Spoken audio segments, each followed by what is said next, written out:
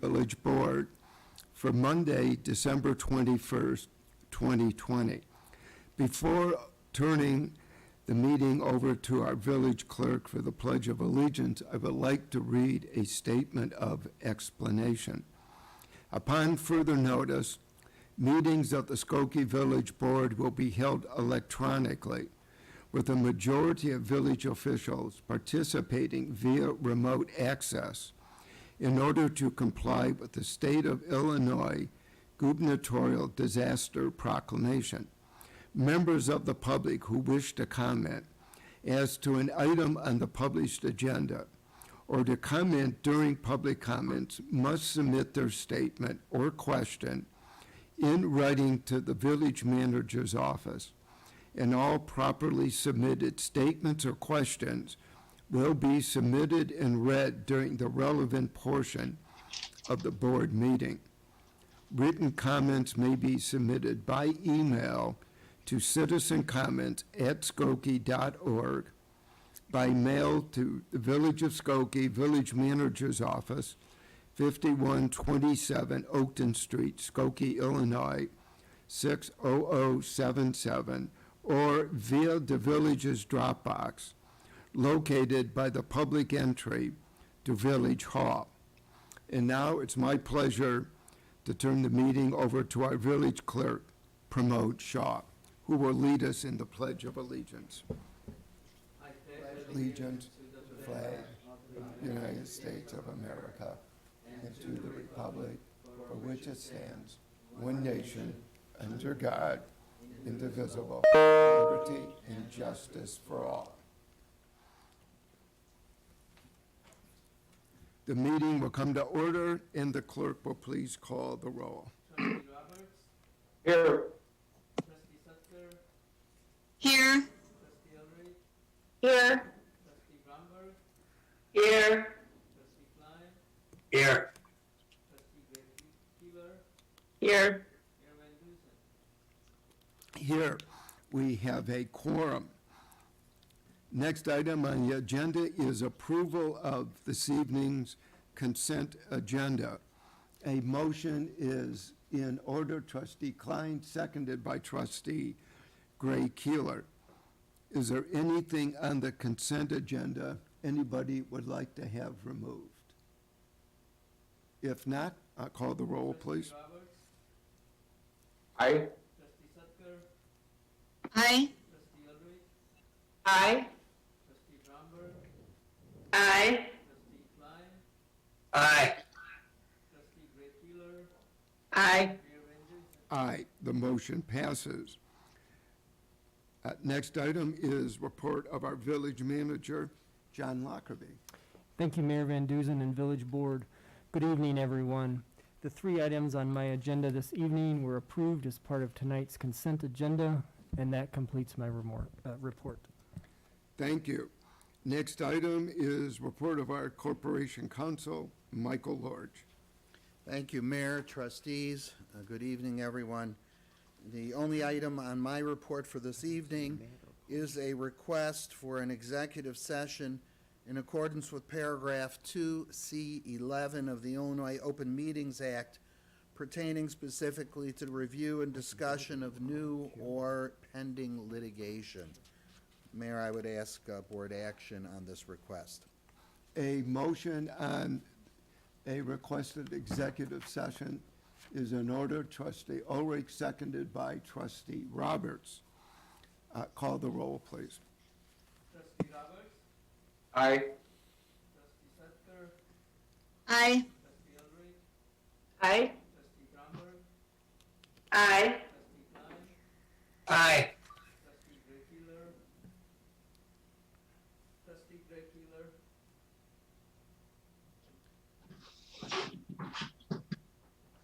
It appears she's frozen.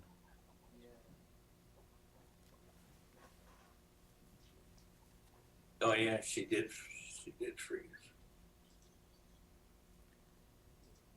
Is there a chat from her? No.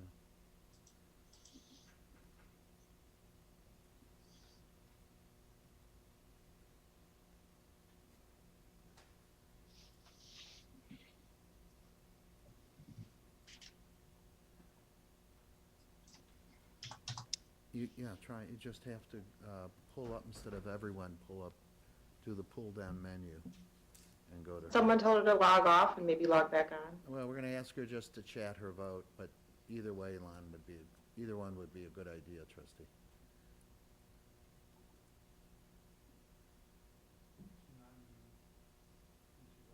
So now she's doing what trustee Ulrich is suggesting. She's gonna go out and come back in.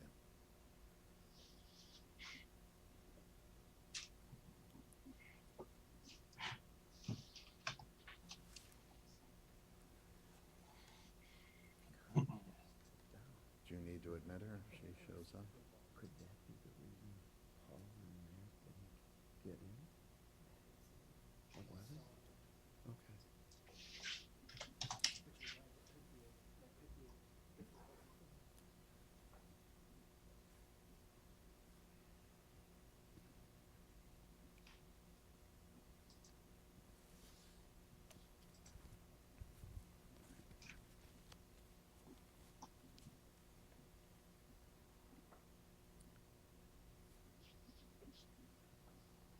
Perhaps at this point, We're we just down, complete the. in Village Hall. Yeah, it could be that she has a problem as well. Okay. Yeah. I would. Okay, conclude so the we'll, vote. Mayor Van Dusen, aye, the motion passes.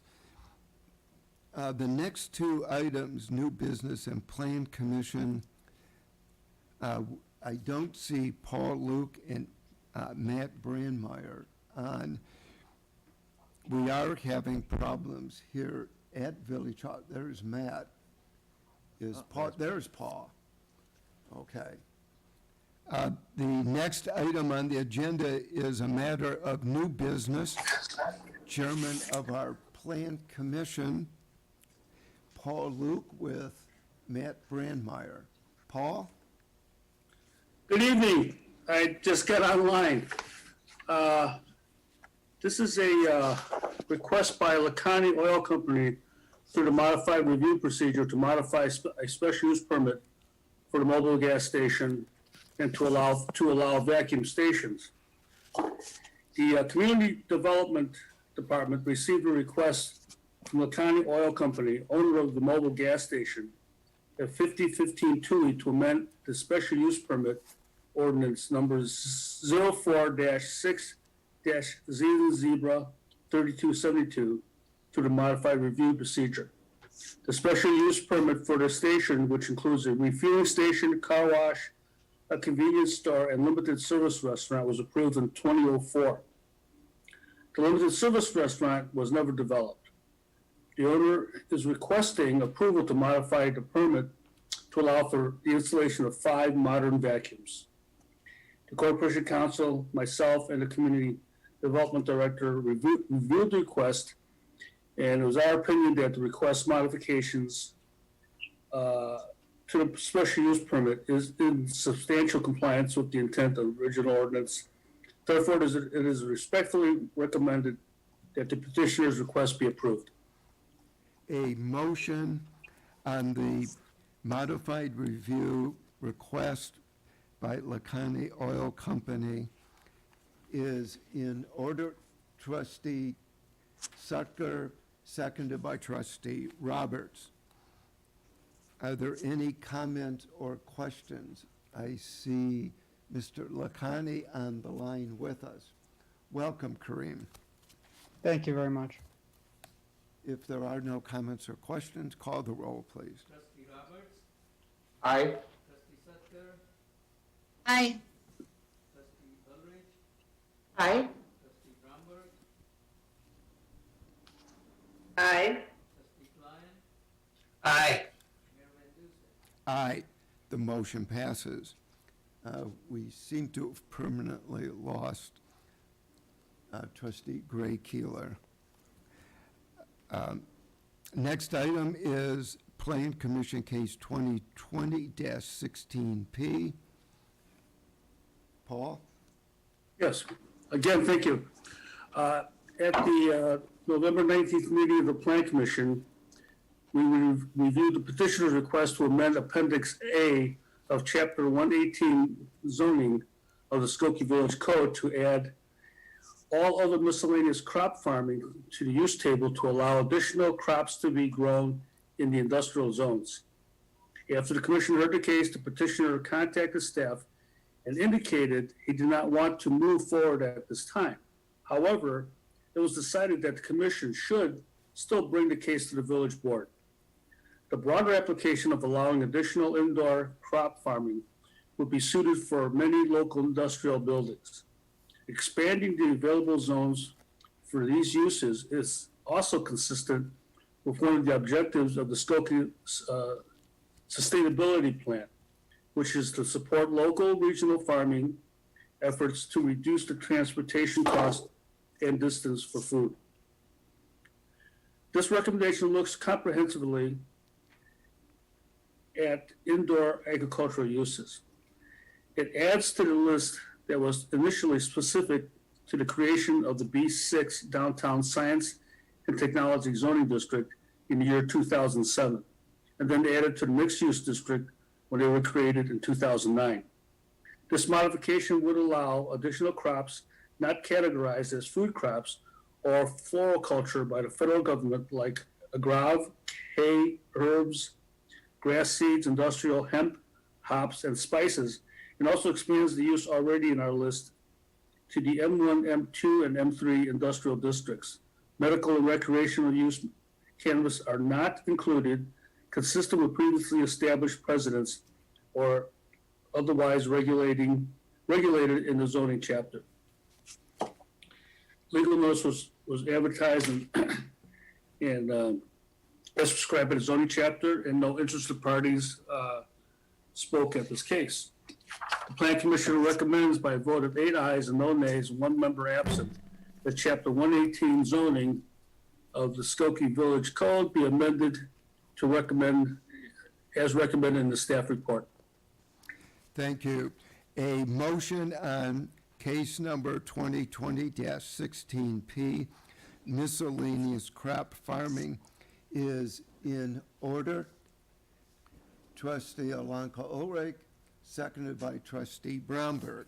Mayor, for the record, Trustee Greg Keeler had returned and was online through the entire presentation. Oh, okay. Welcome, Trustee Gray Keeler. Are there any comments or questions? If not, I'll call the roll, please. Trustee Roberts, Aye. trustee Setker, Aye. trustee Ulrich, Aye. trustee Bromberg, Aye. trustee Klein, Aye. trustee Greg Keeler, She has dropped off again. Further failure of internet. Mayor Van Dusen. Aye, the motion passes. The next item, That concludes my report for the evening, and I wish you all a happy new year and a fun holiday. And to you, Paul. into you, Paul. Thank you. Thank you. Next item is the 2020-2021 CDBG Public Hearing Number 1. Carrie Haberstich. Hello Carrie, there. good to see you. Okay, good evening. Tonight is the beginning of the public hearing process to determine Skokie's use of Community Development Block Grant funds for the 2021 through 2022 program year. Public notice of this and upcoming public hearings was accomplished through an article in the village's New Skokie newsletter, a legal ad in the Skokie Review, and information on the village website. The CDBG application availability was announced with over 100 email messages to service providers, community agencies, local governments, and institutions.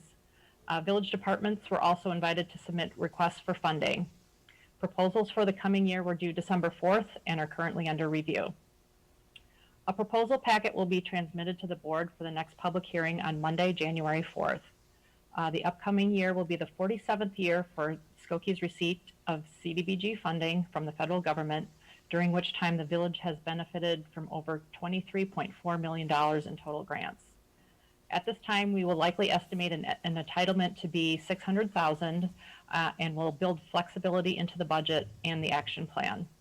We also plan to reprogram unobligated funds from this past year. By way of background for everyone, Skokie is an entitlement community with a population of more than 50,000 people and receives CDBG funding directly from the federal government. The village is able to develop its own programs and funding priorities. Funds must be used for projects or activities that principally benefit low and moderate income persons, address potential or existing blighting conditions, or are in response to a major community emergency. At least 70% of the projects must go toward activities benefiting low and moderate income persons. And it's our intent that 100% of Skokie's funds go toward activities meeting the low and moderate income benefit test. All potential community development projects are reviewed to determine their consistency with the objectives of the Community Development Act and the village's 5-year consolidated plan. Projects specifically benefiting identifiable groups of low and moderate income are given priority. Funding priority is already also extended to institutions and community agencies that serve the needs of low and moderate income residents and projects that remove architectural barriers to the disabled and elderly residents. Tonight's hearing is also being held to review the progress of our current program year activities. The board has received a report that is outlined the status and progress of the fiscal year 21 and outstanding fiscal year 20 CDBG projects. Also enclosed was our annually updated funding matrix showing the history of grants to agencies and organizations. Over the life of the CDBG program, grants have been awarded to 39 different service organizations totaling $5.3 million. The village also continues to have an excellent disbursement ratio, which is an unspent balance in our treasury divided by our most recent entitlement amount. Our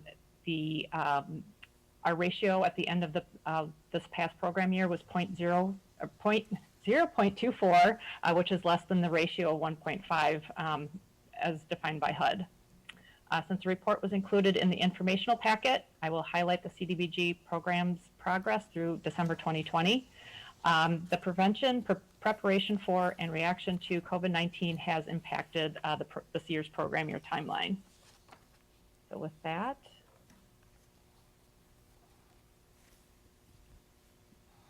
all right, can you see my screen? Yes? Okay. No, All righty. there we go. So tonight's the program review. January 4th, we'll have basically 3 public hearings, the presentations from applicants. We do have an action plan amendment forthcoming and a neighborhood enhancement program update, and then our typical February budget meeting and March 1st action plan meeting. So we have 5 goals and objectives: ensuring housing is affordable, accessible, and sustainable. Make sure we improve infrastructure, improve facilities, provide financial assistance for programs and services, and conducting planning and administration activities. So we'll review our regular program year.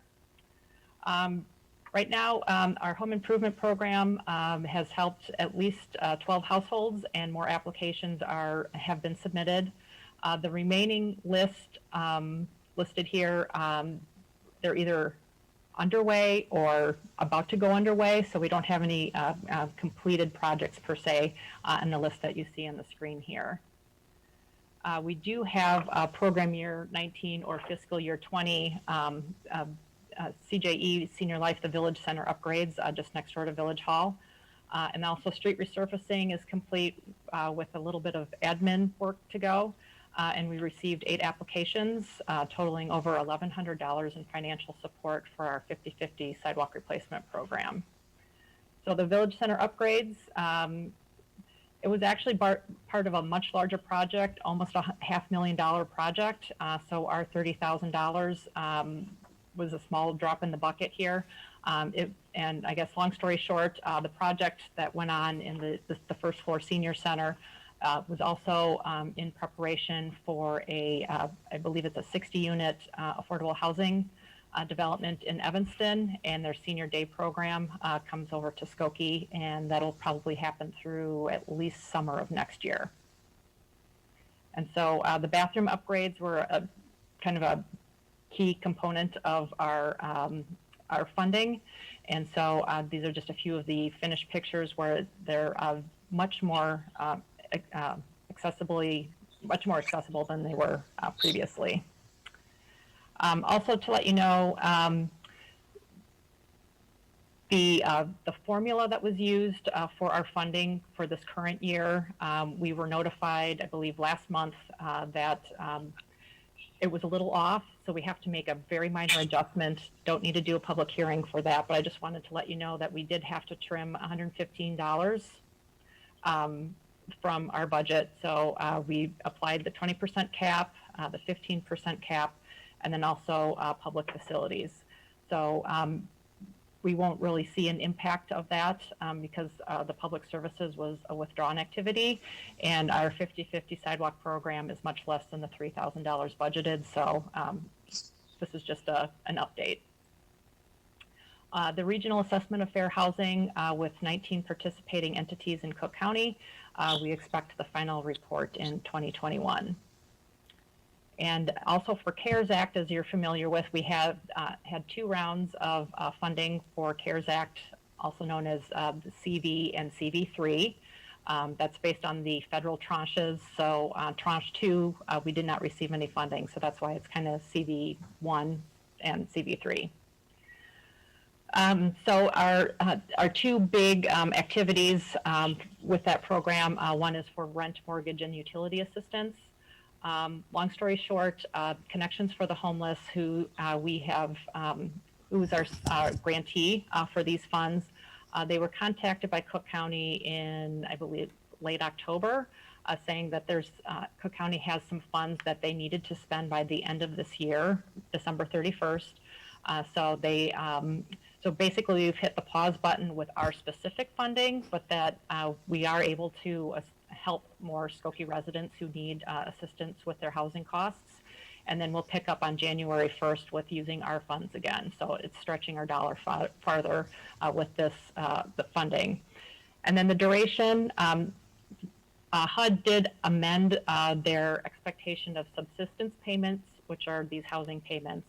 And so currently we designed the program to help up to 3 months of rent, mortgage, utility assistance. But as this, the pandemic goes on, we would like to be able to consider up to 6 months. So I just wanted to give that update to you. Our small business assistance, the first $100,000, we've assisted 25 businesses, and we have 3 pending applications. The next $120 is underway, and we have 24 pending restaurant applications. And then the balance of the funding will go to other health and human services activities. So I expect applications to be available in early 2021 for that, and we can pay for COVID-related expenses dating all the way back to March 1st, 2020. And with that, are there any questions?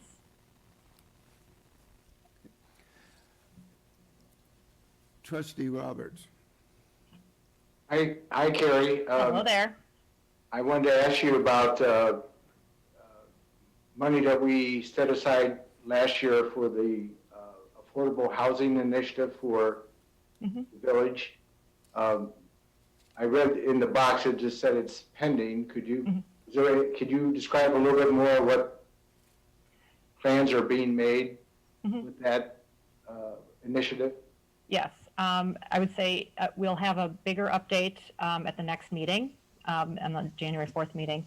But in a nutshell, we're looking to basically build off our home improvement program and kind of focus on a group of homes within a specific neighborhood. But it would be very similar to our home improvement program, but with more of a neighborhood focus. So we may hear more next meeting? Yes. Okay. Just real quickly, how many renters have we been able to assist with either Cook County or the CARES money? If you have any idea? I don't have an idea of where the Cook County funds are at this point.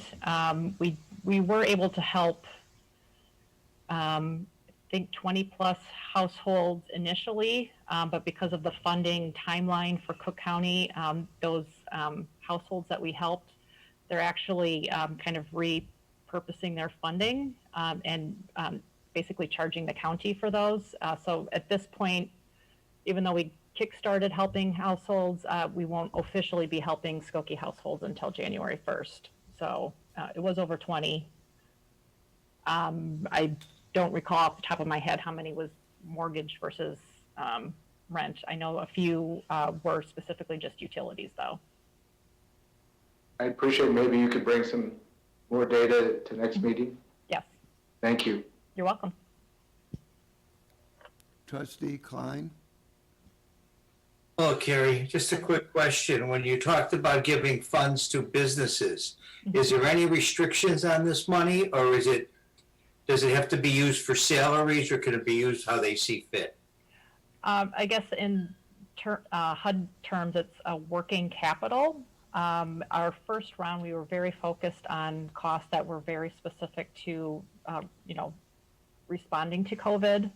But most of the businesses, we designed the program initially just to help those that didn't receive any other funding from like the Small Business Administration or the big loans from the state. But we found that some of them received at least something. So probably our first 8 businesses hadn't received any grants or loans or that sort of thing, but the bulk of them did receive at least something. And so we did take that into account and also look into like their mortgage payments, their lease payments, to make sure that we weren't paying for something twice, or what HUD calls duplication of benefits. So we have been requesting just data for payroll, lease payments, and multiple businesses have been able to negotiate with their landlords to have maybe a reduced rate. So they will have to pay it eventually, but in 2020, they were able to pay less per month than pre-pandemic levels. So the maximum amount for any business is $5,000.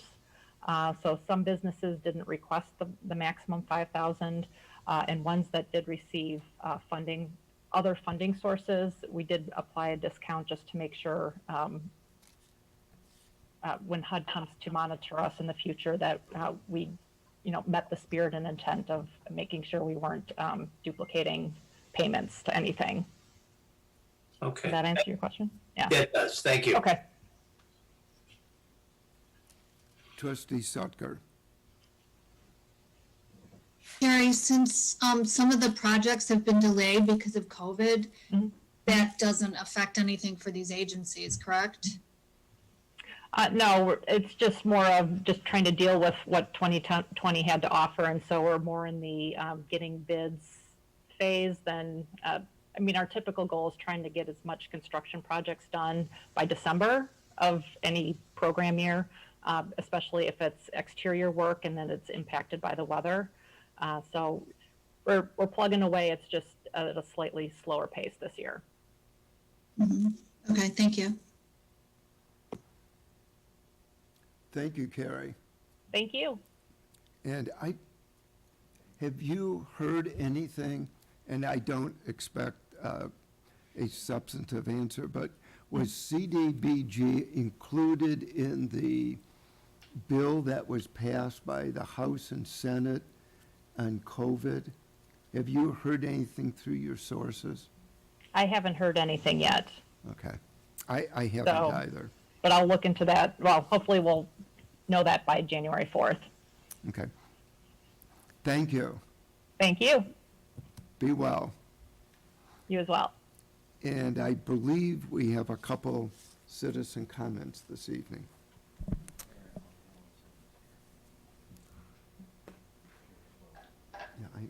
Yeah, I know. We do have 2 citizen comments this evening.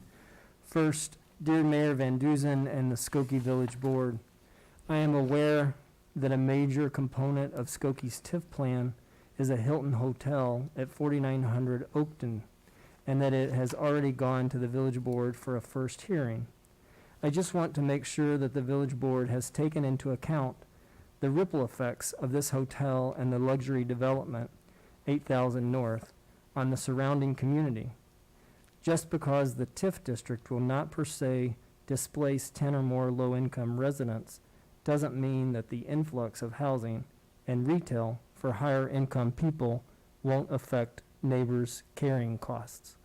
Studies show that while new housing development is generally good for a community, it is people who live in the lowest cost housing, families of modest means, who suffer from rent increases that accompany gentrification.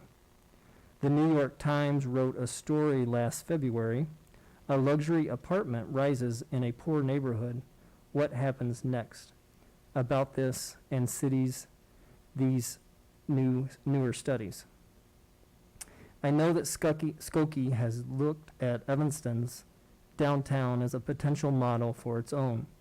I would caution, however, that Evanston's newer housing targets young professionals or empty nesters with small units, effectively creating a child-free downtown.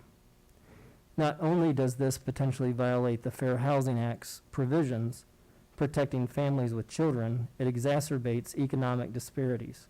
Skokie's goal should be to support a population that is economically diverse and integrated in every neighborhood. I would urge the village to conduct a fair and affordable housing impact statement of all new development. Just as Skokie requires a traffic study, say, or an environmental impact statement, it should require a study of the impact of new development on the ability of low-income residents and residents from legal protected classes under the Fair Housing Act to stay or move in.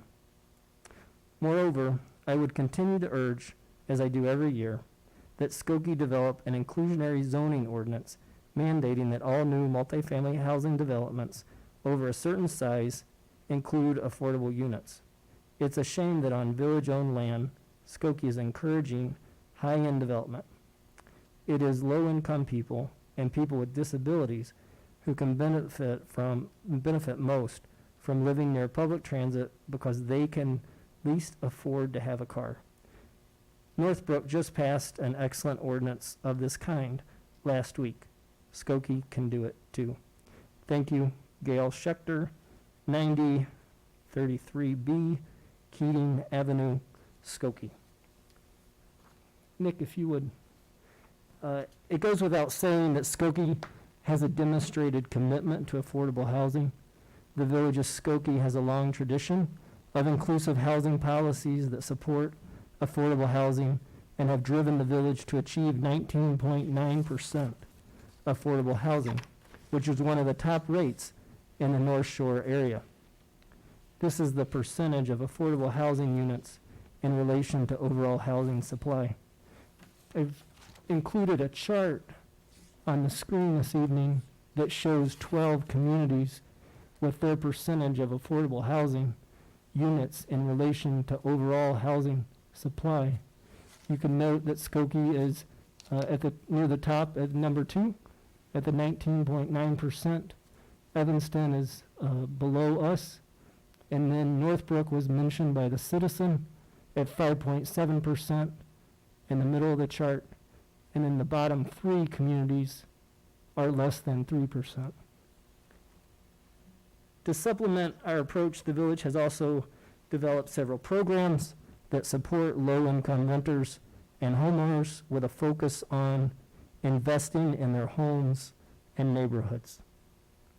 The village, as highlighted tonight, supports social services, many agencies that serve Skokie residents on an annual basis, and through the years, we have provided millions of dollars in funding.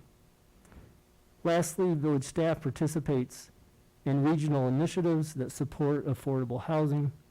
Tonight, for example, Carrie Haberstich mentioned that the village is currently working through a fair housing planning process led by Cook County and joined by approximately 20 municipalities, including Skokie, to develop common goals and objectives.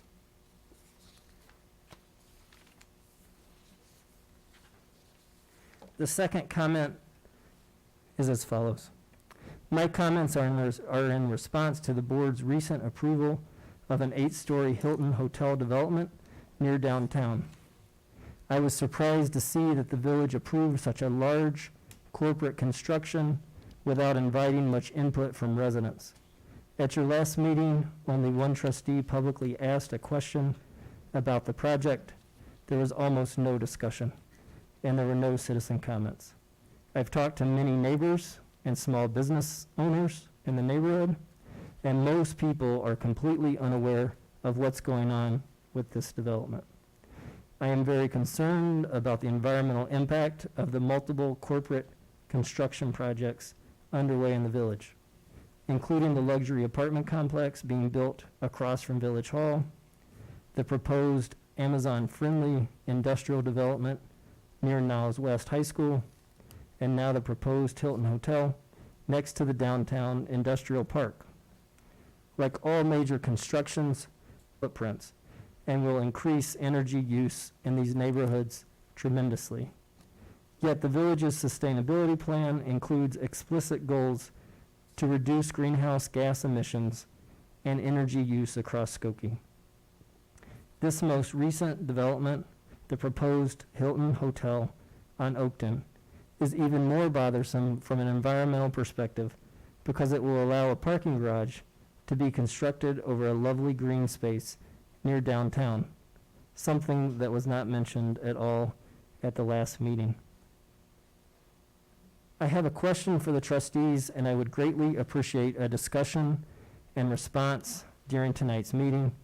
Do you think these large construction projects, including the Hilton Hotel development, align with the village's sustainability plan? Why or why not? In reading this email when it came in this evening at about 6:01, I had a couple of thoughts. This hotel is being built in close proximity to the CTA train station. That station is designed as an urban station intended for pedestrians, partially funded from congestion mitigation grant dollars that ensures that it is a pedestrian-friendly station. The station will reduce the dependence on cars for the downtown, including the future hotel, which is within walking distance. The building being replaced by the hotel has been vacant since 2014, and it is outdated. The modern construction codes that the village and state have approved ensure that the new construction will be more efficient and sustainable and sensitive to the environment. The developer has discussed with staff projects used in the construction to control operational costs in the future is important to his design team and to the future operations. Just by replacing the building there, the environmental impact is positive, meaning better for the environment, using the newer materials. The stormwater management standards are higher today than when the existing building was built, meaning the land will better handle the stormwater runoff caused by any building on it. Asbestos is currently located in the building and is being remediated. Guests will benefit from the many Skokie parks and commitment to bike paths, whether it's patrons coming to the hotel or the rooftop restaurant and bar, or employees that are coming to work. There's other options to get to the hotel than the typical vehicle. Also, the restaurants and the food service, once operational, will be locally sourcing options as much as possible. And Nick, were there any additional citizen comments this evening? That completes the ones that I've received, Mayor. Thank you. And before asking for a motion to adjourn, I would like to wish everyone a happy holiday. And Allison Pure-Slovan is on with us this evening. I want to thank you for volunteering. Paul, Allison will be the newest member of your commission. Allison, thank you. My pleasure. It's an honor. Thank you. You'll enjoy working with Paul. And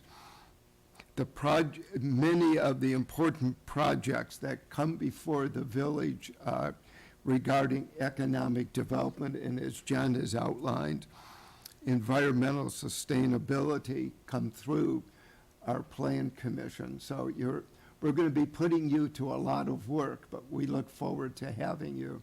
Thank you. And Paul, thank you as always. Good. Welcome aboard, Allison. And I would like to wish everybody a very safe holiday season. Want to remind everybody, wear your masks, wash your hands, avoid large crowds whenever possible. The state's COVID positivity rate is now down around 8%. It's down a little over 7% since the last time we met. As the governor cautioned the other day, we're heading in the right direction, but hopefully we won't have a second holiday surge. So please, everybody, be very careful, enjoy the holidays, and we will all see each other again in the new year. So with that, a motion, I believe, from Trustee Roberts this evening. I move that we adjourn to executive session. Thank you. Happy holidays. Happy Happy holidays. holidays, everyone. We are adjourned.